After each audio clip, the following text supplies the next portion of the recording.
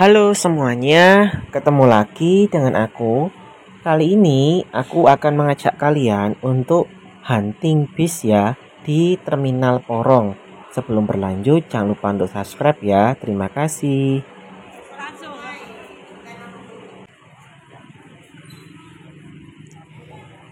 Ini aku baru saja makan siang ya. Setelah tadi itu tiba di Terminal Porong.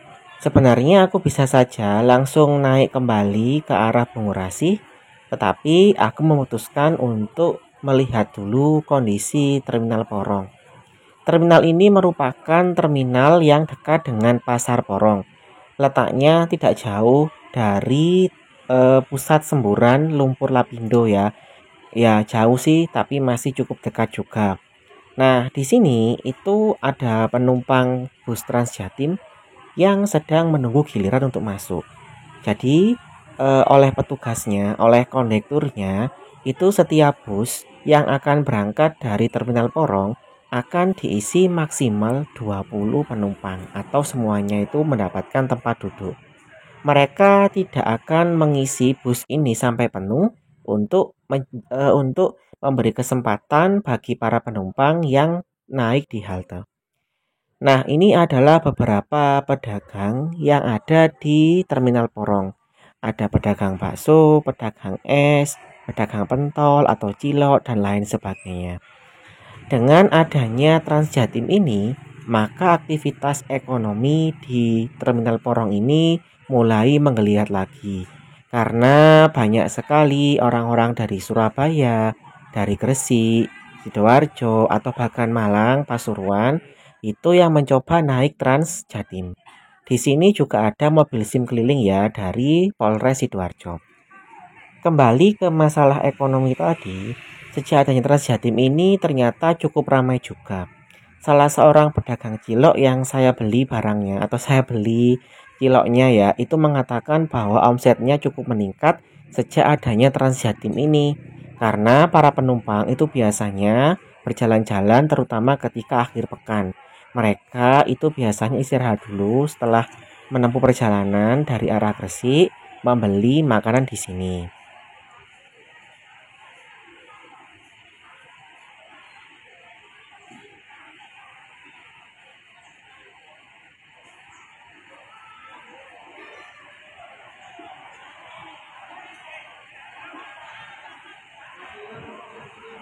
Para penumpang ini biasanya membawa anak-anak mereka untuk naik Transjatim sekaligus berwisata di akhir pekan. Kebetulan ini adalah hari Sabtu, hari banyak anak sekolah itu libur ya atau ketika sekolahnya full day, dan juga hari Minggu. Saya lihat pada beberapa postingan teman-teman penumpang Transjatim yang menunggu bus ini pada hari Minggu itu tampak membludak sekali. Oh iya, nanti kita akan diberi nomor oleh kondekturnya jika kita sudah bisa masuk ke dalam halte untuk menunggu bus di sini. Jadi tidak usah khawatir, kita tidak akan kebagian bus, hanya mungkin jadwalnya saja yang bisa mundur. Misalkan kalau kita sudah antri ternyata sudah penuh 20 orang di depan kita, maka kita harus menunggu bus yang belakangnya. Karena hari Sabtu, maka interval waktu antara satu bus dengan bus yang lain itu lebih dari 15 menit. Tidak seperti hari biasa ya yang cukup dekat. Meski begitu, ketika saya lihat di sini, itu para operatornya atau Transjatimnya itu mempercepat intervalnya. Jadi tidak sampai 15 sampai 30 menit, tetapi ketika sudah penuh ya, mereka langsung berangkat ke tempat tujuan.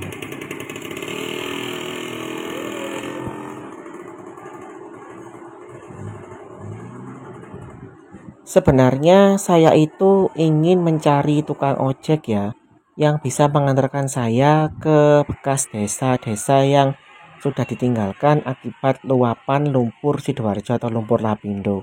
Sayangnya karena saya takut nanti tidak mendapatkan bus Transjatim atau menunggunya lebih lama, padahal pukul 3 sorean saya harus segera kembali ke Malang ya karena ada acara Maka saya memutuskan niatan itu.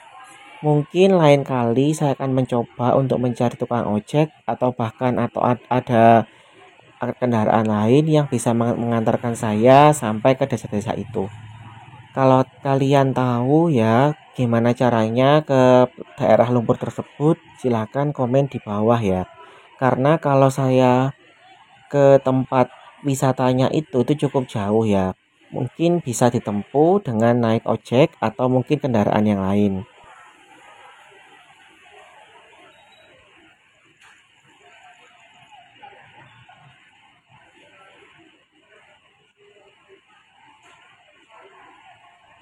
Mungkin kalau kalian lihat video ini cukup bosan ya, karena saya hanya memberitahu tentang para penumpang yang sedang menunggu bus, dan ini busnya belum jalan juga karena menunggu jamnya. Kalau kalian mungkin bosan, kalian bisa melihat kembali. Di situ ada beberapa gambar dari Transjatim, mulai dari candi di Mojokerto ya, sudah pernah ke sana saya.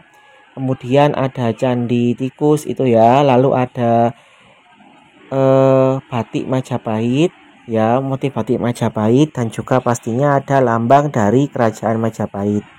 Di atas itu juga ada hashtag ya, bertuliskan ayo gawe kris, artinya meskipun bisa tunai untuk membayar tiket, tetapi Transjatim itu lebih mengutamakan atau lebih mengkampanyekan pembayaran melalui kris agar lebih simpel dan tentunya untuk mengurangi kontak langsung antara penumpang dengan kondektur.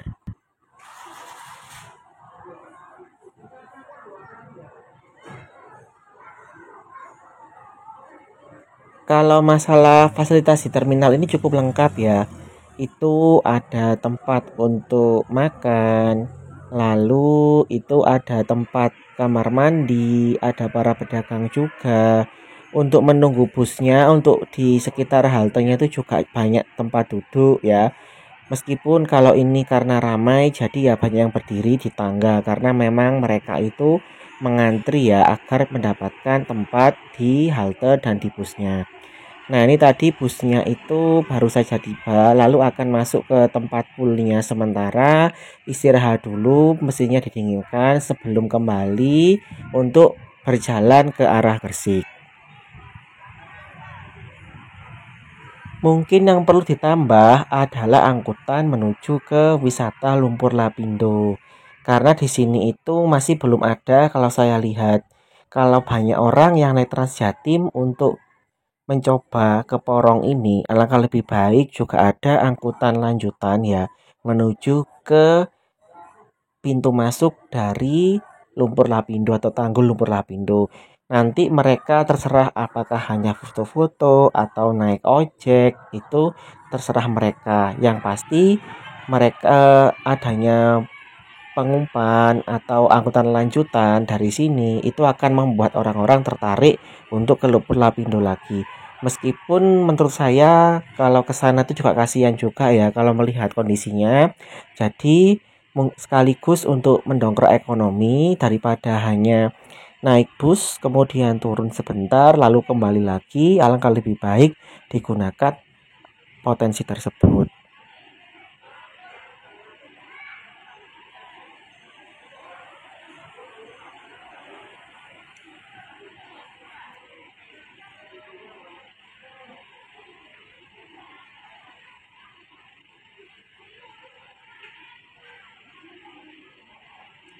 Oh iya, pasar dan terminal ini juga dulu pernah digunakan sebagai tempat penampungan sementara para korban dari Lumpur Lapindo.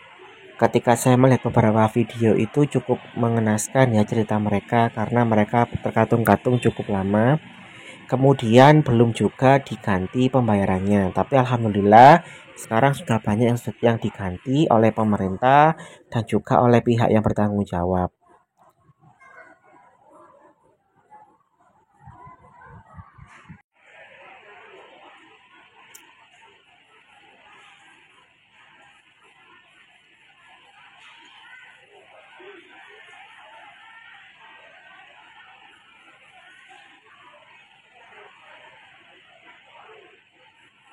Menunggu bis seperti ini juga pernah saya lakukan ketika naik Trans Jateng ya dari Borobudur ke Kutoarjo. Tetapi belum tidak seramai ini karena memang sudah tidak karena sudah lama juga ya, bukan masa percobaan atau baru saja ada. Tetapi yang pasti kalau menunggu seperti ini ya kita harus cukup siap untuk bosan ya, karena busnya itu baru akan berangkat ketika sudah jamnya. Busnya tidak akan berangkat sebelum jamnya karena seperti itu aturannya. Meskipun hanya 1 menit ya, kalau sudah waktunya berangkat ya berangkat. Oh iya, lagi ya, kemarin itu ada seorang bapak-bapak yang bertanya kepada saya ketika saya merekam cukup lama di sini, apakah saya seorang YouTuber dan apa nama channel saya. Saya berbohong ya bahwa saya bukan YouTuber, hanya untuk kepentingan pribadi untuk jalan-jalan saja. Karena memang saya tidak terlalu ingin terlihat sebagai YouTuber ya. Hanya ingin mendokumentasikan saja bahwa di sini ada kegiatan ini, lalu ada masukan yang bisa saya berikan. Karena kalau saya terlihat seperti YouTuber itu kayak gimana gitu ya, biasanya terlihat oleh penumpang lain dan tidak enak. Oke, ini sudah akan berangkat bisnya. Jadi saya akhiri. Nanti pada video selanjutnya saya akan ikut mengantri dengan mereka, dengan para penumpang. Sekian dulu video dari saya. Sampai jumpa pada video berikutnya. Terima kasih.